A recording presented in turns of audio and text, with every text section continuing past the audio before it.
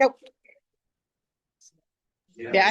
Okay, thank you again, everyone, for being here. We're on to our final panel, which is for County Council, Districts 3 and 4. So as with the format for our other panels, we're going to give each candidate the opportunity to do a 2-minute intro / opening statement, and then we have a series of questions, and they'll each have 2 minutes. Our timekeeper is right up here, and we are going to be strict about time because we do have very limited time. So first, I'm going to hand it over to Christiana Rigby to begin. And with each question, we'll first start on this end, and then for the next question, we'll start on the other end, alternating back and forth. I'm slightly worried that I was going to start every question. But hi, everyone. It's nice to see you. I'm Christiana Rigby, and serving on the County Council to represent District 3 has truly been the honor of my lifetime. I've born and raised here, returned to raise my family, and I'm running for a third term because I believe that this community deserves experienced, steady leadership, and right now that matters more than ever.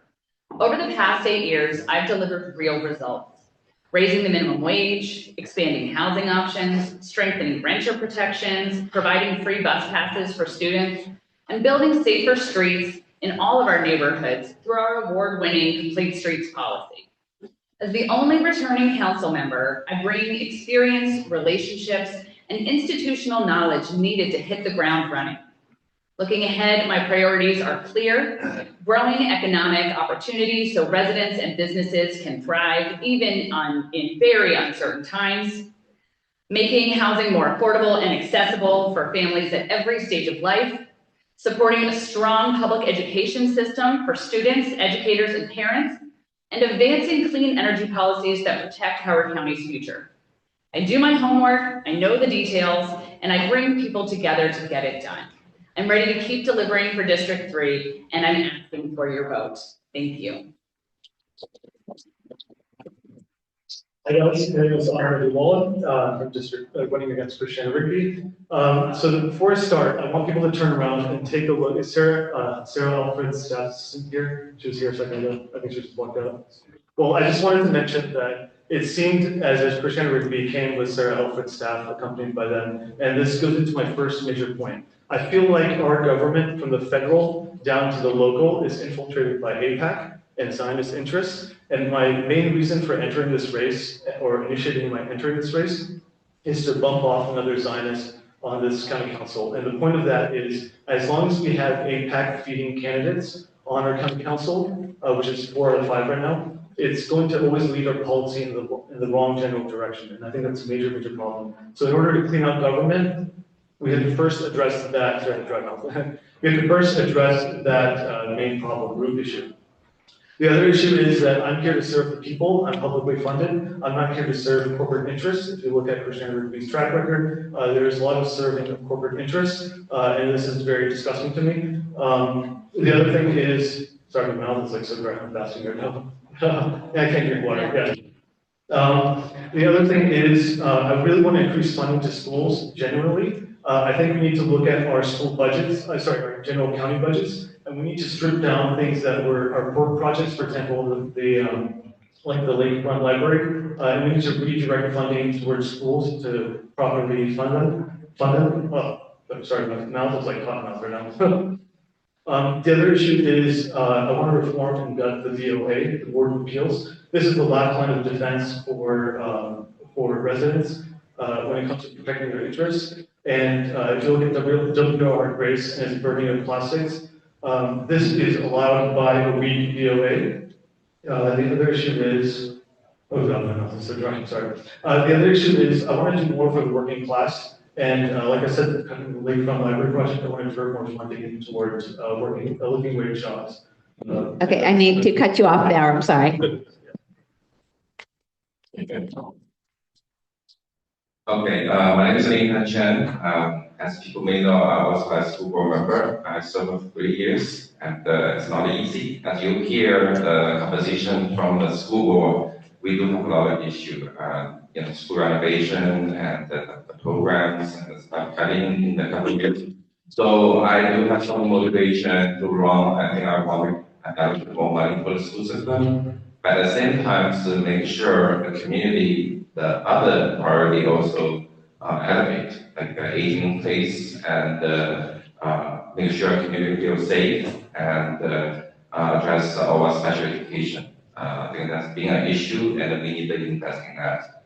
My fourth platform is to cherish our diverse community. I think our company is very blessed by a diverse community we can utilize, and that's a lot of opportunity I can share later, but there is a lot of chance there.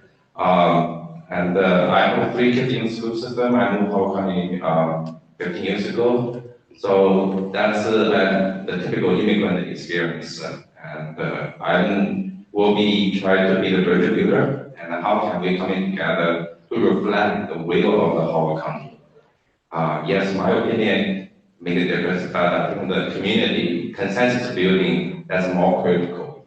We make sure people can reflect this will and then coming together to get things done. Not just talking, get things done. Thank you. Hello, everyone. My name is Regina Clay, and I'm running for County Council in District 4. I have lived in Howard County for over 50 years. I know I look 20, but I have lived here over 50 years. And I'm glad to have lived in District 4 and currently live in District 4 again. I had the opportunity to raise my children here, worship here, and it has been just the joy of my life. My public service began when I was in middle school. When I was in middle school and I ran for office in middle school. And the biggest thing I had to learn about leadership is about listening. So listening to others, not just coming and attacking and giving points, but listening. So as I have been knocking on doors, I've been listening to voters. I've been listening to what they're talking about. I've been listening to what is concerning to them. Of course, affordability. Affordability comes in many different forms. Affordability for food. I don't even want to mention the electric, gas, whatever. I don't want to mention the company, but I mean, affordability comes in a lot of different ways. Food, housing, and many other things. So affordability is a big, big issue for me. The youth engagement and youth involvement is a big, it is an issue for me as well, because we have to make sure that our kids thrive in every area of District 4. We have to make sure that they have everything that they need. So those are some of my priorities. I'm sure we're going to go a little bit deeper, but District 4 has shaped me into who I am, and District 4 will carry me through. And I'm Regina Clay, and I'm asking for your vote for County Council for District 4.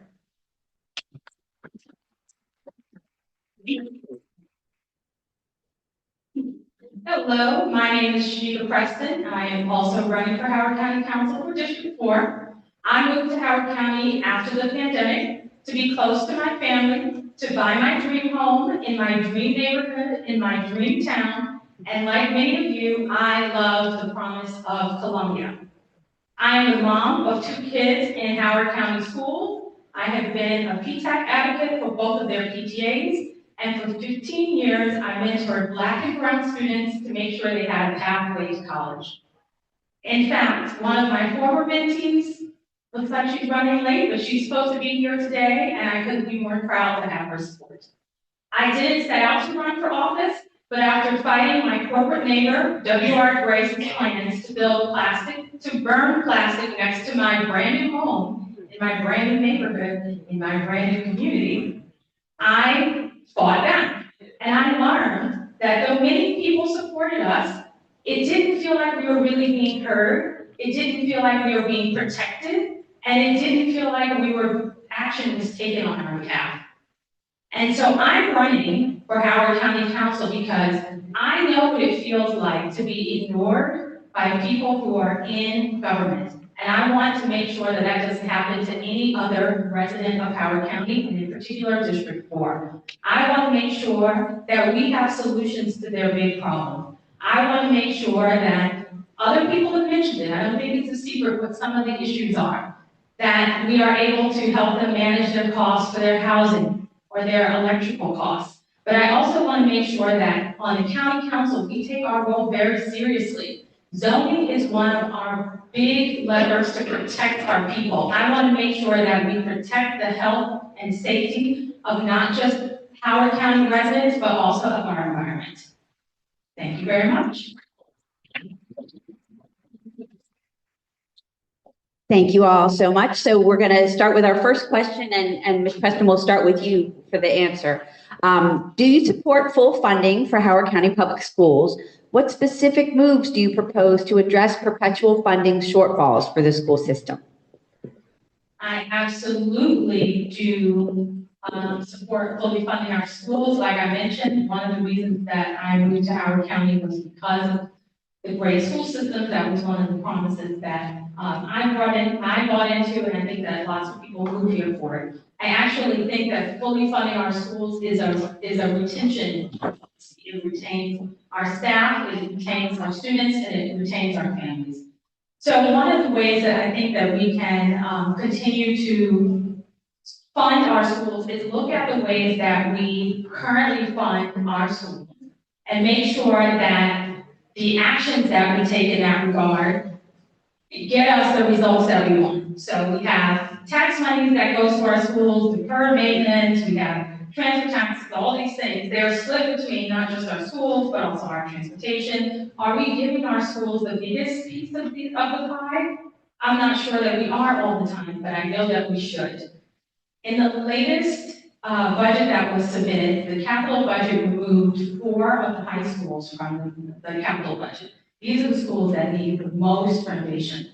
In the county executive budget hearing the other day, I proposed a solution. Companies do it all the time. We don't have to always outlay big, large sums to do one project at a time. We can do smaller outlays that fix problems over time so that we do iterative fixes. We can do more than one school at a time if we do iterative fixes. It'll cost us less over time if we do iterative fixes, and we won't have to pay as much in installation costs.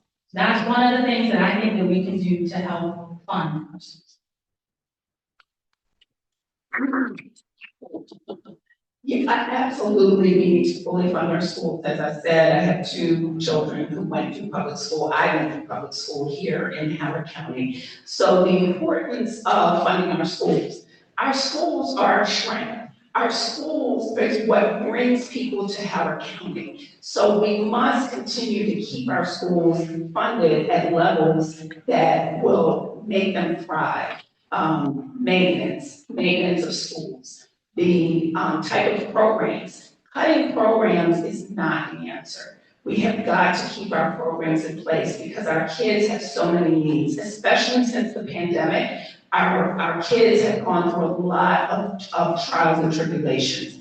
Mental health services need to be increased. So one of the ways that I talk about is public-private partnerships. Working with private entities to help us fund some of those things that we may not be able to do in the budget, but to continue to have those public-private partnerships to get our children everything that they need. Because that's what's most important, is getting our children everything that they need, whatever that may look like. I have also talked about a student engagement counselor that really deals with children on their personal level, with personal things, so that something that the guidance counselor doesn't do, something that the VSAP person doesn't do, but somebody that will be there for them, that can give them those kinds of services and direct them and their families to the services that they need. I want to say, I think people sitting here probably have consensus. I think it's good with that. I think as people may know, because I'm the one strong voice in the board. We need fully fund schools. A lot of programs. I also testify in the county council and the county executive every year. In this year, I did it twice. I will do more. Let's just try to put some number. In the past, typically the general fund, the county school system is 53%. But this year, actually, less than 47%. And the 1% is $18 million. So you can tell how much percentage of why we are less than in the history. typical history level. The second one is about the operation, the capital budget. The number I also said many times. 20 years ago, we typically get $70 million every year to build a school, renovate a school, but this will only get $68 million, less than 20 years ago. But remember, the purchase power is very, very different. We build a American Regional High School is $34 million. You can include the land, you can build a brand new high school. Now it's required $190 million to build a brand. So it's all the purchase power only one fifth. So that's why we see the issue. I'm very satisfied with both Oakland Mill and Centennial School, and I can sure all the board members want to make that happen. But this is a money issue, and we need to continue supporting that. But not as percentage-wise, because of revenue, it's we from the property tax and the income tax, our burden is already high. The key is how can we create more business, and especially the entrepreneurship of our young people. Make sure they engage in a young age, they start a business, and they have a great idea. But how can we create an environment they can try, even fail, but they will be successful eventually. Thank you. I'll pay attention to cards this time. Time cards. So I think it's very sad that, first of all, we're not at the stage where we're discussing things like teacher pay and teacher housing, quality affordable housing for teachers. We should have our schools fully funded. I think the money is there. It's just how we realign our budgets. I think that's the biggest issue. I feel like the PAYGO funds we used to have, the surplus we had in the PAYGO funds, could have helped with a lot of shortfalls and funding issues, but I think they were misspent by Colin Ball. The first thing I would do, if elected, is I would go through scour the budgets and try to free up budget and realign spending in the budgets and concentrate into the schools, because past the PAYGO, I think we do have the money for it. It's just a matter of county corruption and the corporate interested majority we have on the county council. If we had good intentions, I think we would have the money for the schools. And this is where you guys come in. Make sure you are scouring and researching your county council candidates, even at the very local level, your Board of Education candidates, and vote in the Democratic primaries, because that's where you can change the course of your Democratic Party entirely. So don't underestimate that. I think that falls in all of your hands. And you guys are taking a great first step by being here. I think more people should be doing this.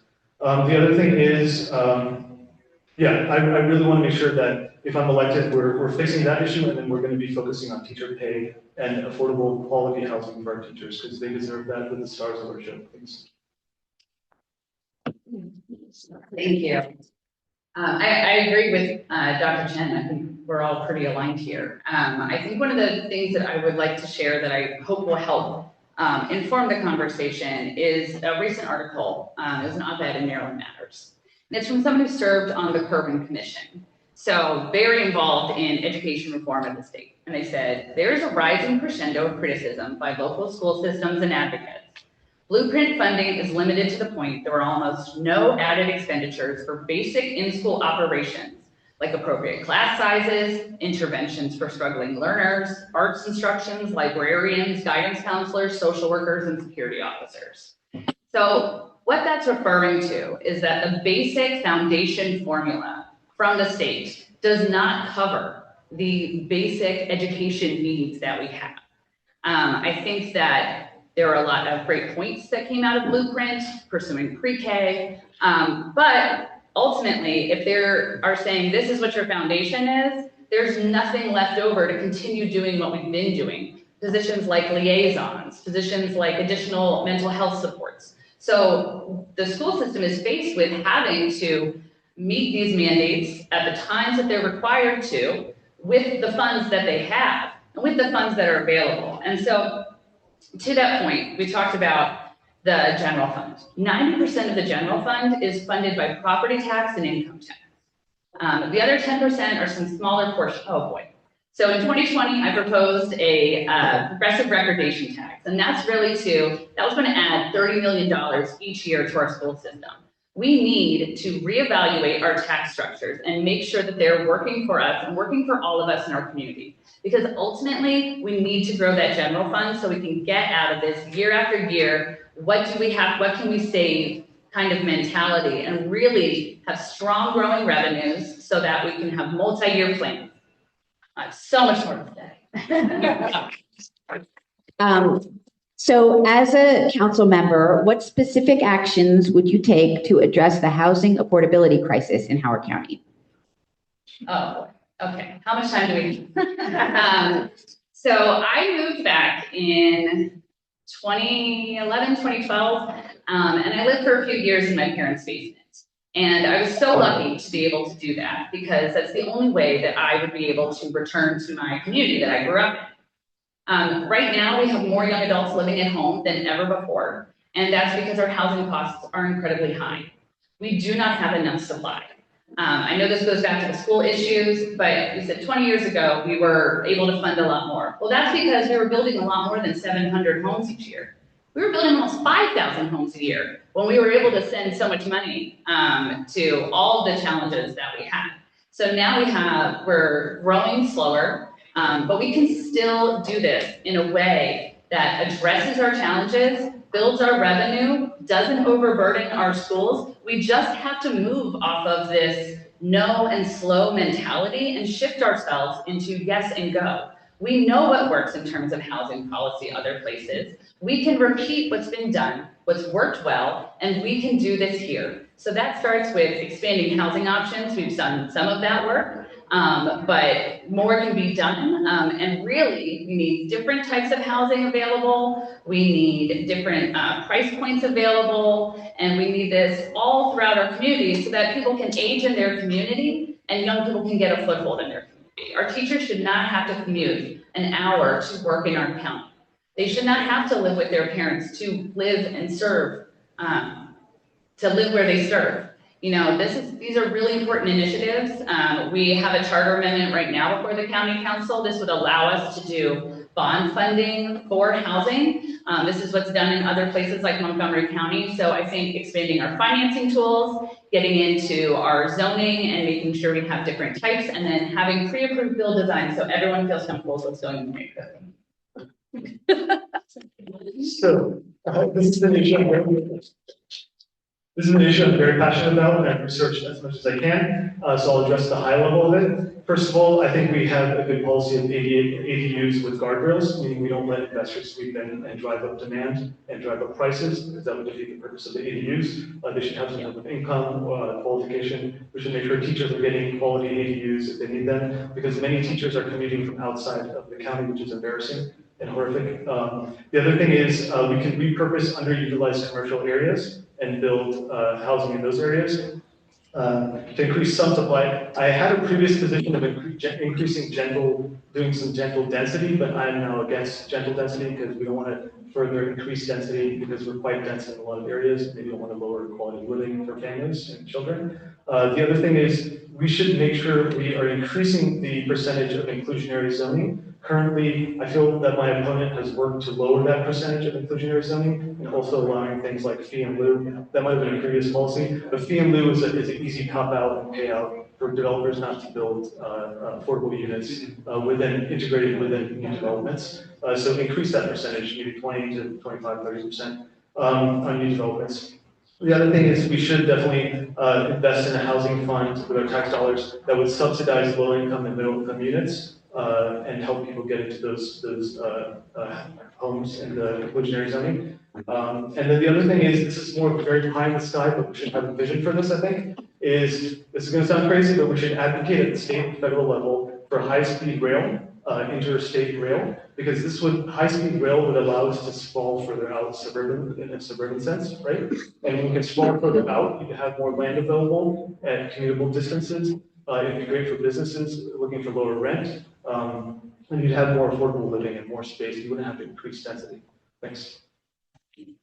Thank you. I think overall, yesterday I just told my neighbor about this, and the number, is a pretty shocking one. But the affordability is not happening today. It's a gradual, slowly, everything coming up. Just because of COVID, I think we have so much disruptions, and then everything just, and the inflation just feel that. I think fundamentally, you look at the 70s, the income to the cost of the building to the income is roughly 2 or 3. Then by the 2000, it's about 4. Now it's almost like 5 and 6. I think that's affordability. It is becoming an issue. That means the income is not catching up the inflation, the cost of the house. So that's a bigger problem. And I know the county has a limited power, but one thing at least we can do help people who really need, like our new teachers. The income only 60K, they cannot afford it in power plant. Firefighters, similar, it's a 60K around, they cannot afford.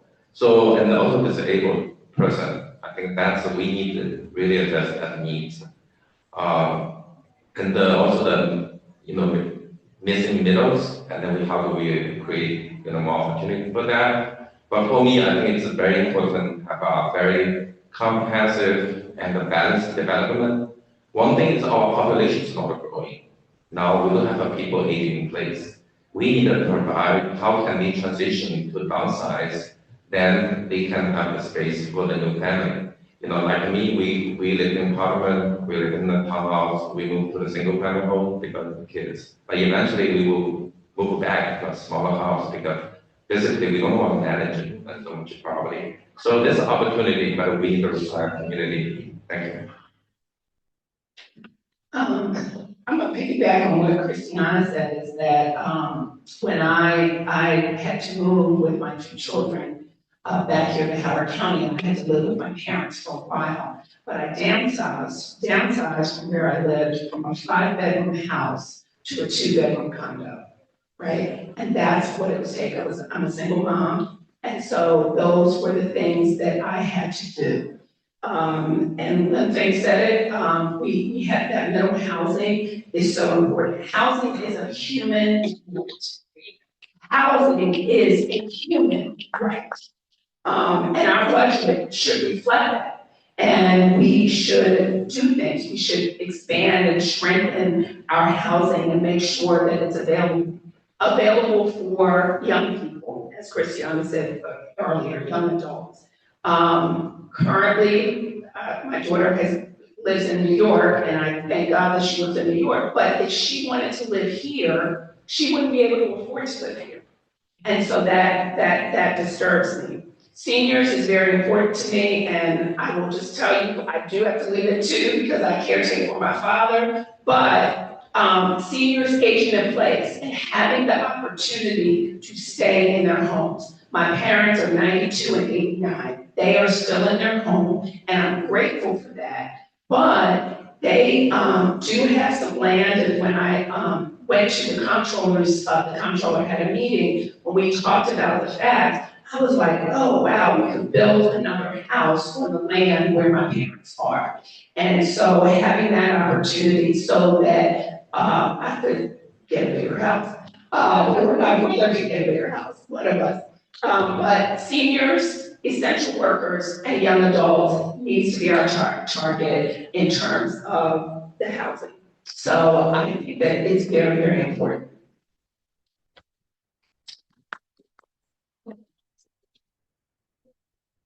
I probably will repeat some of what was said here, but I want to share my thinking around ADUs first. So I've lived in cities where there are tons of ADUs, and I think that they are an amazing boon to the housing supply.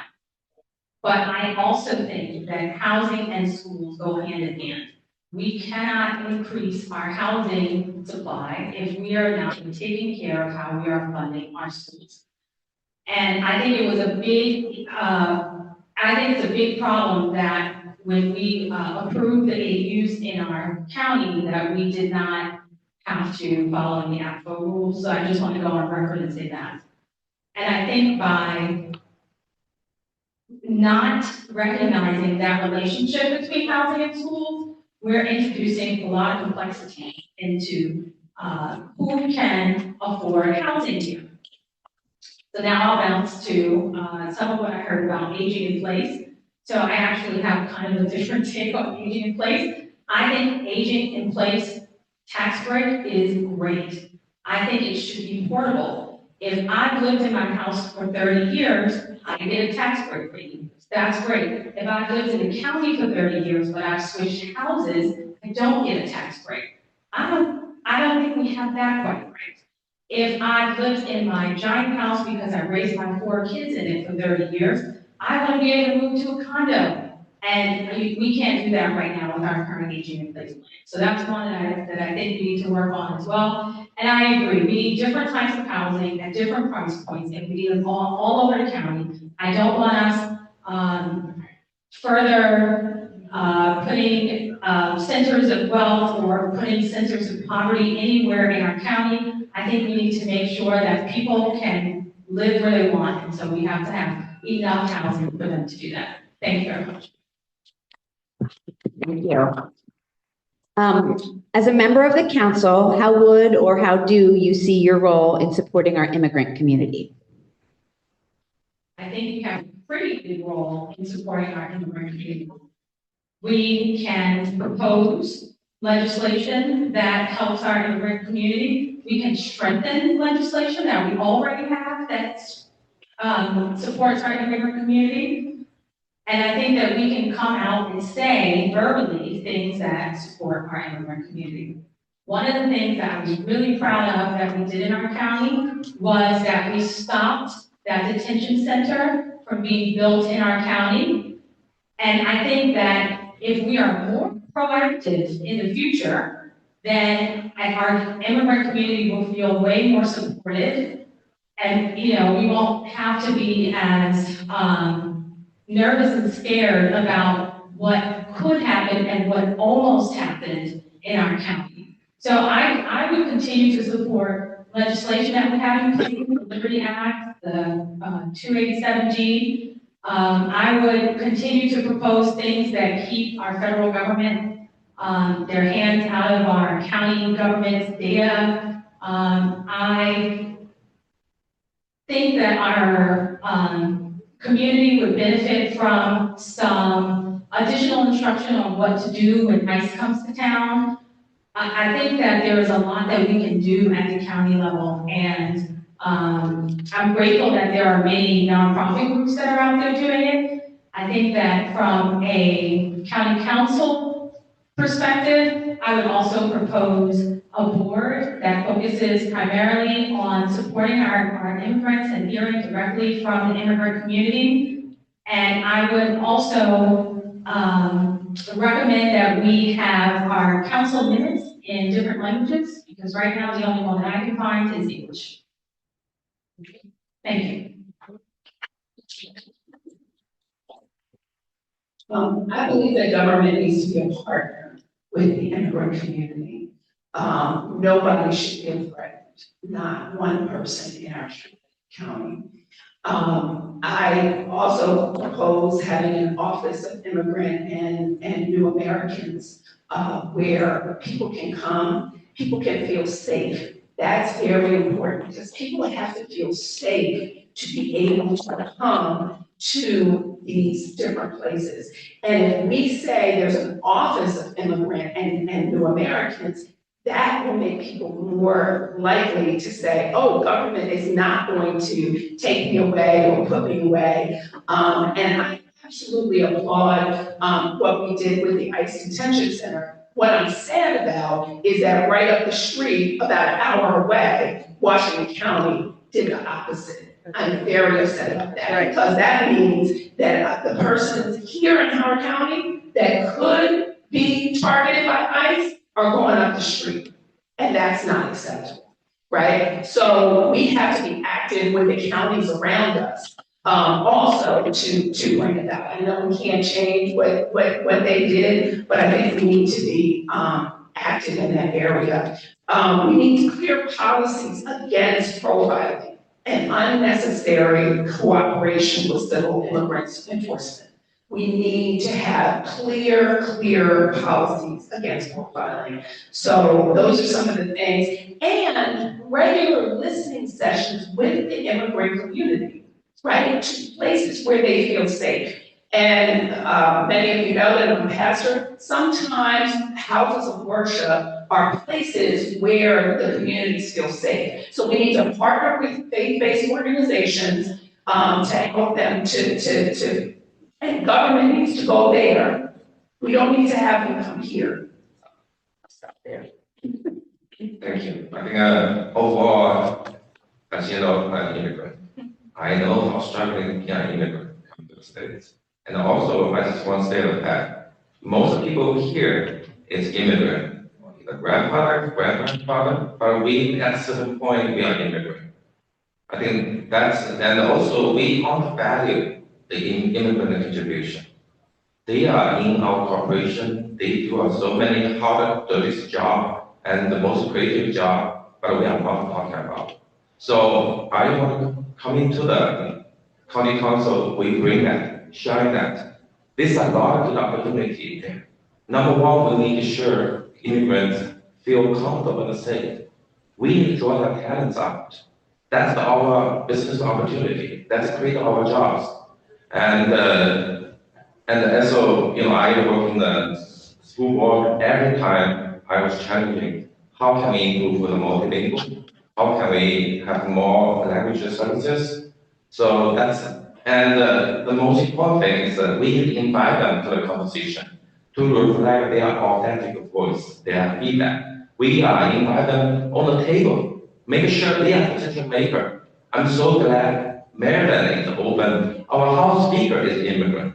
I think that's a signal how we value immigrants. They are the one of essential. We make the best decision. They have good ideas. How can we work together to make that happen?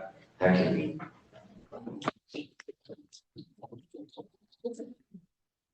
So I am anti-ICE. I'm all about abolish ICE. So I have a strong stance against ICE completely. I believe we need to enact into legislation as many officer rules as we can to make it miserable and downright almost impossible for ICE officers to operate in this county. Everything from no masking rules to they must have a judicial warrant on site and things like that. There's like a whole host of rules you can create there. The other thing is no 287G. I think I hope I got that direction right on it. But no cooperation between ICE and our local law enforcement agencies. The other thing is no jobs. I think Clarence Lamb is actually doing a bill for this. No jobs for ICE as police in our county. Ban them from getting police jobs. The other thing is we can create, on the more positive side, we can create more immigrant support services and an immigrant support services fund.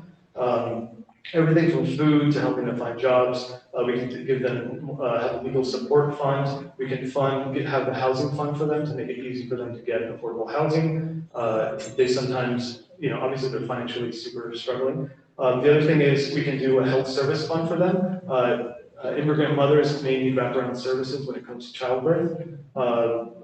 There's also, we need to make sure that they can unionize properly, make sure there's no wage theft that they're experiencing. I think that's a huge issue with them. And the other thing is I have testified in the state house, it was either House or Senate, I think it was the House, regarding courthouse arrests when immigrants go to immigration court. I noticed, and you guys need to know this, I noticed that a lot of the police unions were testifying and there wasn't a good counter voice testifying against this, but they were trying to whittle down any legislation that protects immigrants from being able to go to court and testify and engage in their due process. So we need to watch out for that, especially at the state level. There's lots of legislation regarding this, and we need to protect their ability to not get snatched up when they just do things like go to court. Thank you. Yes. Let's all be clear. ICE has been problematic since the Patriot Act. So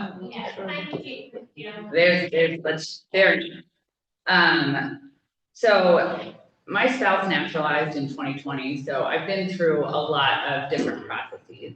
And 25% of our county is born elsewhere. And that's something that I love about where we live. It's something that my kids love about where we live. So in terms of what I've done, I've voted to end the contract our local jail had with ICE.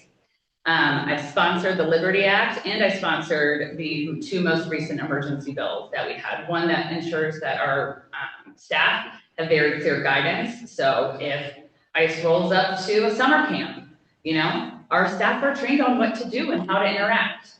I will also say the other thing, I think Shamika mentioned this, but languages. We do not currently have language access. Been working with a lot of our neighbors and PTAs and different community groups, and faith groups. And I've been working with my friends to translate our resources. I on the county council do not have access to language translation. So that's one thing that I really hope that this new council is supportive of. There will be a cost to having these additional language services, but I hope that the body coming in agrees that it's worth it and wants to invest there.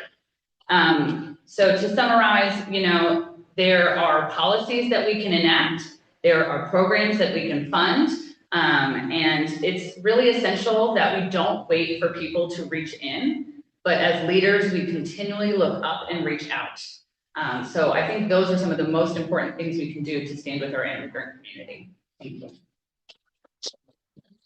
Okay, so a couple of our candidates have let me know that they have a hard stop at 2. So this is going to be our last main question. And then those who are able to stay, we have a bonus question if you're willing to stay for that. But for the last question for everyone is, what do you believe our county government should be doing to address the actions of the Trump administration as they impact our community?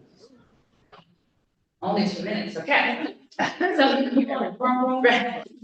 there are so many things that have impacted our community. One, they basically destroyed FEMA. We are now funding FEMA out of our fire accounts. We're now funding our local Office of Emergency Management, which was funded by a FEMA grant and is now having to be supported by the county. And then on top of that, they are cutting food access for children and seniors.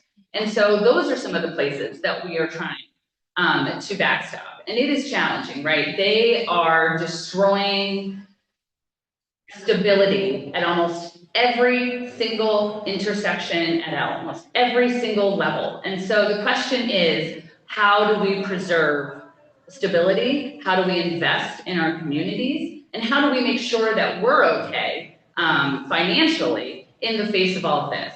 Because tens of thousands of Howard County residents are employed by the federal government, and even more are contractors. So that the unemployment actions had direct impacts on them. But the things that we can do to prevent against that, one, get our economic engine going so we have the resources to address our challenges. Two, make sure that we have strong policies in place. A judge just ruled that ICE in Baltimore cannot just pile human beings on top of one another, that there need to be basic standards of care. And so creating policies that the federal government, I'm not confident that they have not demonstrated fidelity to the US Constitution. I don't think they truly value our state constitution or our local charter. But that doesn't mean that there isn't a legal authority that we have, that we hold, and that we should defend. So that starts with things like pop-up prisons in our communities. But see me after if you would like more on what to do in the face of federal chaos.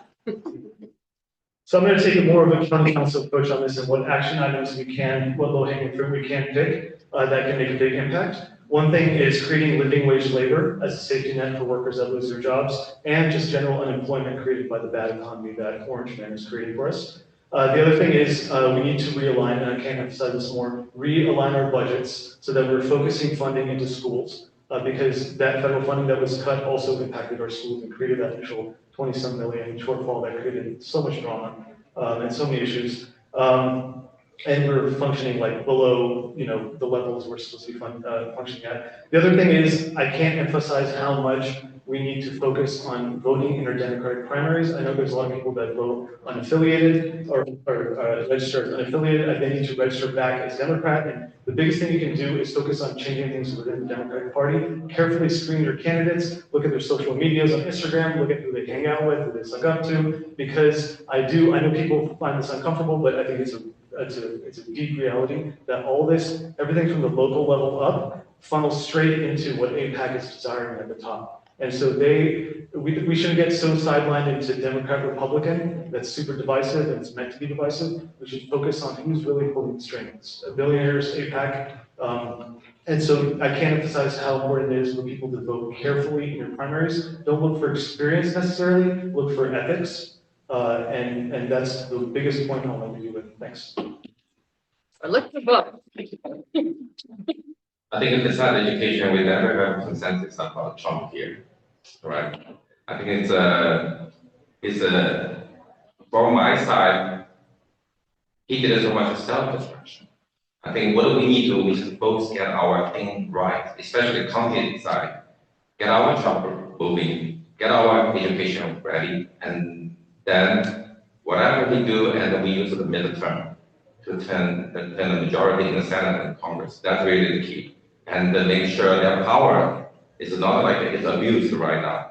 But I think American people, the democracy, check and balance can make work and they can pull the balance back. That's really the key.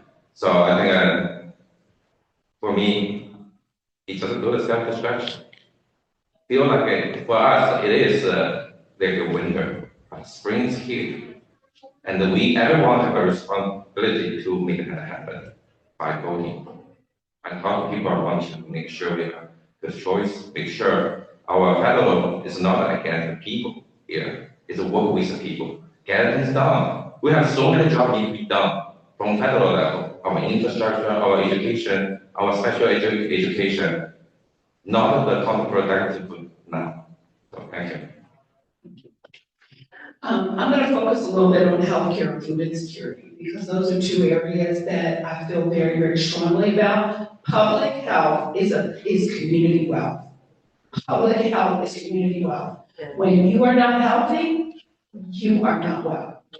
You are not well. So healthcare is very, very important. And we've seen the cuts in those areas. And then there are all the things that are included with healthcare, the social determinants of health, transportation, housing, affordability, all the things that we've talked about thus far. So it's very, very important that we make sure that we have resources for persons that have fallen short.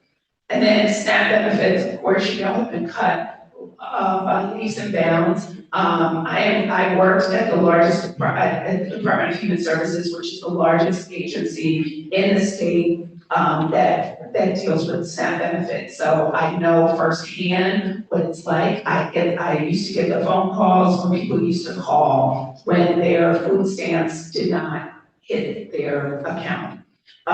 So we need to have resources in place.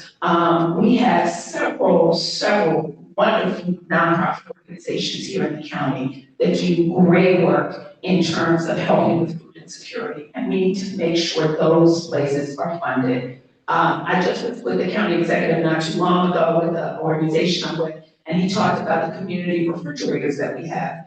Well, I said to him, do you have one in District 4? He's like, I'll let the next county council person and county executive worry about that. I said, okay, but trust me, it's gonna be first on my list. Because I think that we definitely need those kinds of things available to persons so that they can retain their dignity. Thank you very much. Okay, I said something wrong in my last answer, and I want to correct it. I am opposed to exempt G. Thanks, Thompson, for I appreciate myself. yeah. Okay, as a county council candidate, I hear all the time that I need to stay out of federal politics. So I'm gonna lean in this one time. My husband and my campaign staff are gonna do. But I absolutely oppose what is happening to our community by our federal government. The war, let's just start with the war. I'm not going into the politics of the war, but war is disgusting. And what is happening is that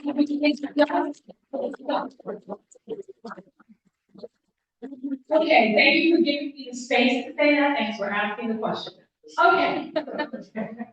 So there have been a ton of issues already mentioned. And I remember going through the list of all of the different constituents that have been impacted by the federal government under Trump. Students, families, immigrants, federal workers. I mean, the list just goes on and on and on. And it puts a big burden on states and counties to fix this issue because we are used to finding all these issues. But we have to get on top of it. because what's going to happen is going to just be one big avalanche of issues. We have housing insecurity already on the county. I can't blame the federal government for that, but I'm gonna do it just because I'm leading in, right? So, but we have, food insecurity, as was mentioned. We have healthcare issues because of all the cutbacks. I mean, it just, FEMA, I forgot about that one, so I'm glad you mentioned that one. But the list just goes on and on and on. And I think we just need to be proactive at the county level. We know this is going to hit. We cannot be reactive. We have to start planning now for what we know is coming so we can support our residents. Thank you so much.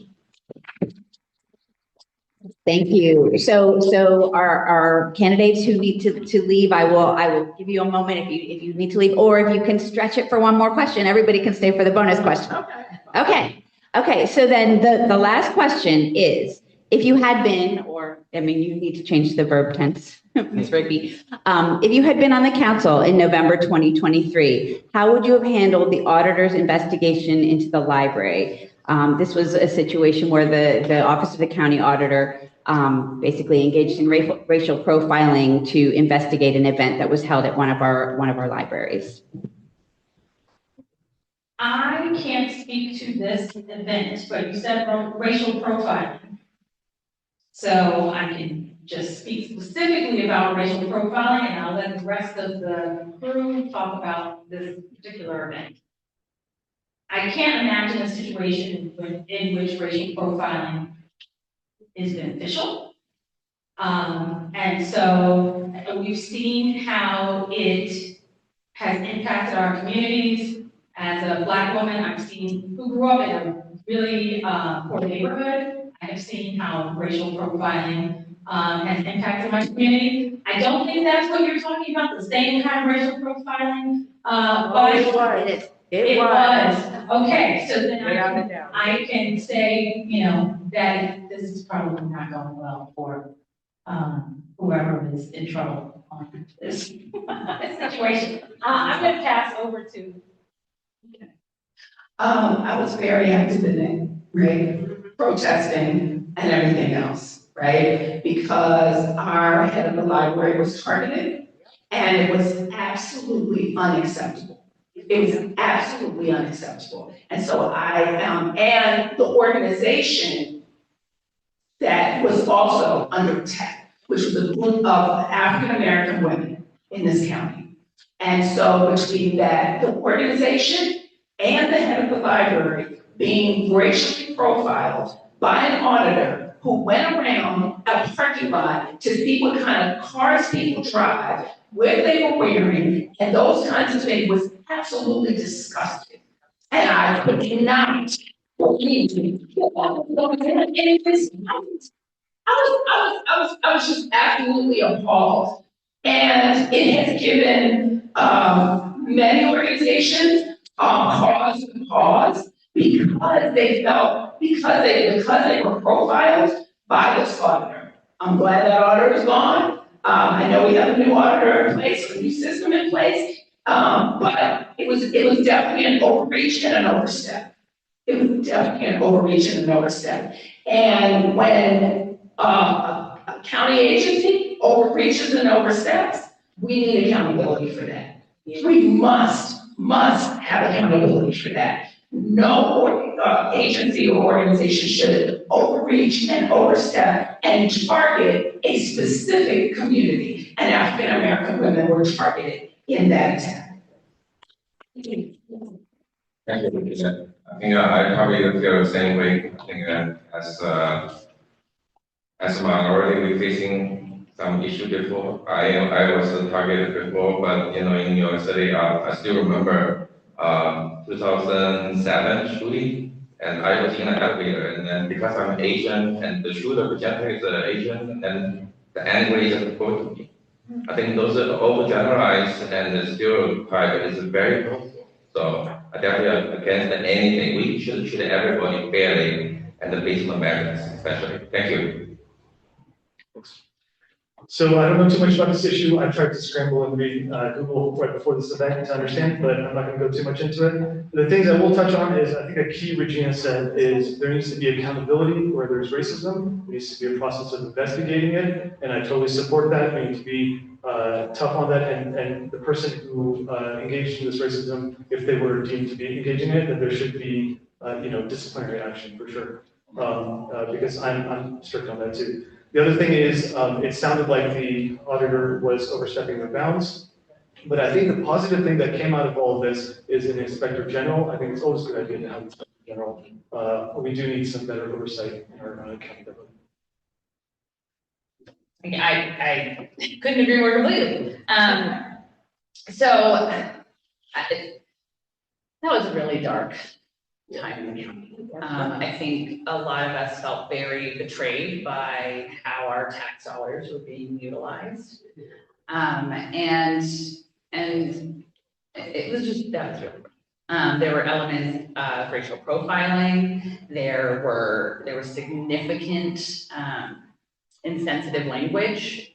And it really does come down to oversight, because the council is a body. The council cannot, as a council member, you are not, you're like part of a body, but you can't do anything as the council if you don't have 3 people, because you have to make choices as a body. I actually think it's one of the greatest, it's the most frustrating and yet greatest strengths of our democratic system.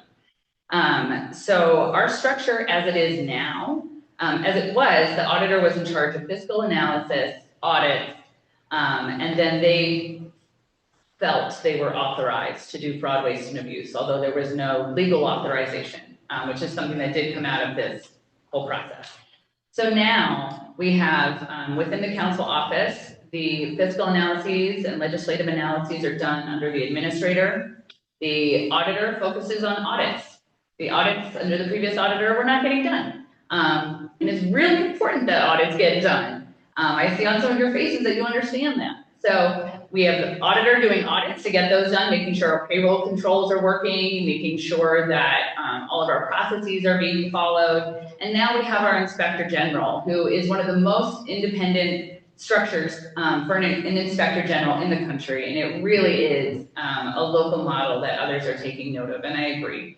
As terrible as that situation was, we've really worked to rebuild that trust. So thank you very much.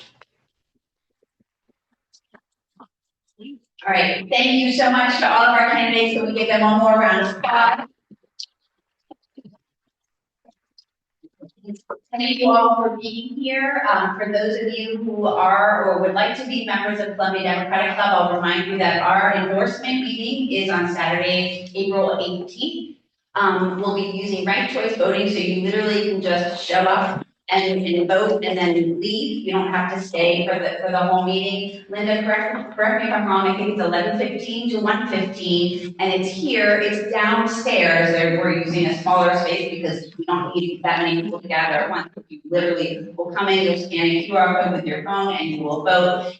In order to be eligible to vote in our endorsement meeting, you will need to have been a member, a dues paid member for 2026, no later than March 19th. So if you have not already paid your dues and would like to, I think we have information on the table back there about how to join, or our treasurer board is right here. Would be happy to take your cash or your check. Thanks again.